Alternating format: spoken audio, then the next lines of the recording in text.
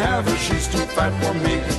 She's too fat, she's too fat, she's too fat for me. She's a twosome, she's a foursome. She's actually the tiny dancer, and she's not fat at all. In fact, they were my friends. I've been Ray. out to dinner with you, and I know you eat like bok choy and stuff that really looks nasty, but it's healthy, evidently. Yes. Well, it's probably delicious if you soak it in a bunch of oil and onions and put all kinds of, sugar in there or salt. I'm not going there, Ray. Okay. Lynn Rowe, one of the healthiest people I know. And I'm telling you, you guys are in deep soup. Oh, yeah. Because she packs a mean punch. She may only be like 4'1". Lynn, welcome to the show and welcome back. Emails at raylucia.com. Click on the Ask Ray button. I'll get to those momentarily. But I know we want to talk about short-term care today and how much it costs and what it is. But I've been listening, all these folks on the campaign trail over the last several months. And many of them have talked about manufacturing jobs, and they've talked about negotiating. Donald Trump, the big-time negotiator. And again, I don't want to ask you who you're voting for. I haven't made a decision yet. It doesn't matter. But I do know this, and I got this from By the Numbers, and this is frightening. It's really frightening to me. The average price of brand name prescription drugs in 2015 increased, what do you think, 3%, 5%, 8%? Oh, easily over 100. 16.2%. Oh, seriously? That's all? I was That's thinking a lot. it is a lot, but I was thinking it would. Well, if you have inflation there are some drugs that have gone up. 0.7%, inflation runs That's at true. 0.7%, and prescription drugs go up 16%. That's a lot. And you ask yourself, how can that be? Seriously? Yeah. How can prescription drugs, the brand name prescription drugs that you and I take, and I know this for a fact because I have to take some of them, and I have noticed this gradual increase every 3 months when I go to the pharmacy. In fact, the other day, I wouldn't even buy a couple of the prescriptions that I have because I want to wait and see if I can talk my doctor out of, and I've got an appointment with him in the next couple of weeks. So it's just, I'm taking the hard stuff. The important stuff. But it was my costs are astronomical. Yeah. It's there are astronomical. some that have gone up 3 digits. But in all fairness, that's a lot. That is a lot. It is a lot for compared fixed to income inflation. budgets. So when Donald Trump says he's going to go to the drug companies and negotiate with them, it has to appeal to a lot of folks. I'm telling you, I could see people like myself going, you know what? When you start talking about several $100s a month in prescription costs, and you get to be the ripe old age of how old I am, you start thinking, man alive, we need that. On the other side of it, back in 1941, remember 1941? I've heard about it. 75 years ago, there were 12.38 million manufacturing jobs here in the United States. Now, we've grown quite a bit in 75 years, wouldn't you say? Sure. Heck yeah. In 2015, there were 12.33 million manufacturing jobs. Once again, this is something that I think is really critically important that individuals understand. That's why people are so passionate about this election right now. Absolutely. Yeah. So I want to talk about this, not necessarily in that order, but let's talk about the prescription drug cost. You are a strong proponent of long-term and short-term care, which we haven't insurance. talked about as much, the short-term care. We haven't. So let's talk about that. What is short-term care?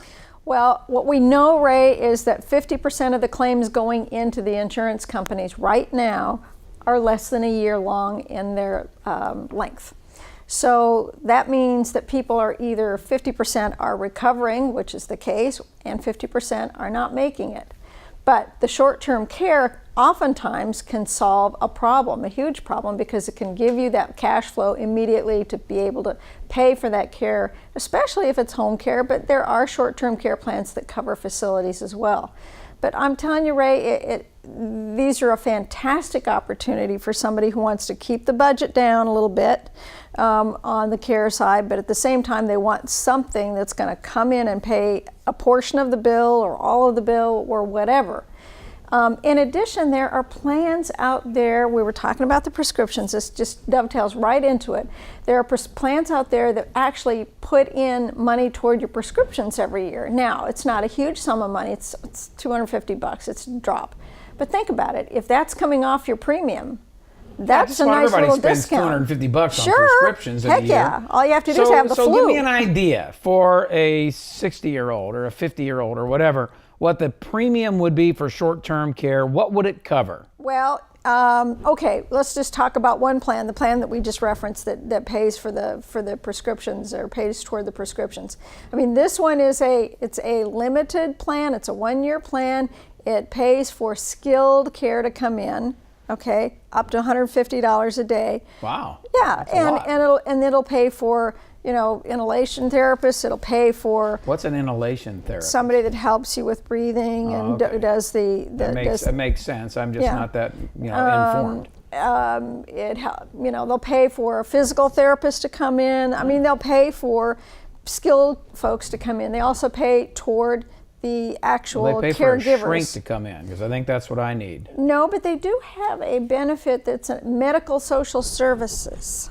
What is that? That sounds very Hillary Clinton. Medical social services or Bernie Sanders, for that matter. Can be lots of things. It can be somebody who's got a terminal illness and they want some social services to help coordinate things.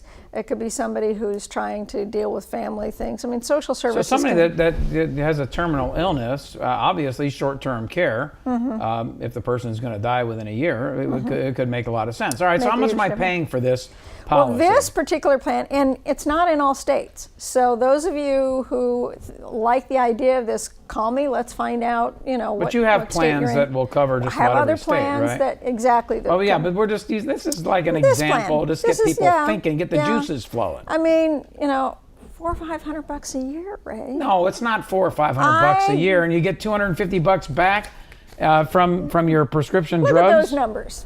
Okay, I'm looking up me. My monthly cost would be $40.05 a month, $481.30 minus $250 for my prescriptions. With this particular plan, if you get a physical every year, after you've held that plan for a year, if you get a physical every year, they cough up another $150 toward your physical. Well, that's insane. That's going to cost me $81 a year. Thank you. That's unbelievable. I'm just saying, people just ought to be calling me like right and left saying, I want this plan. You really should.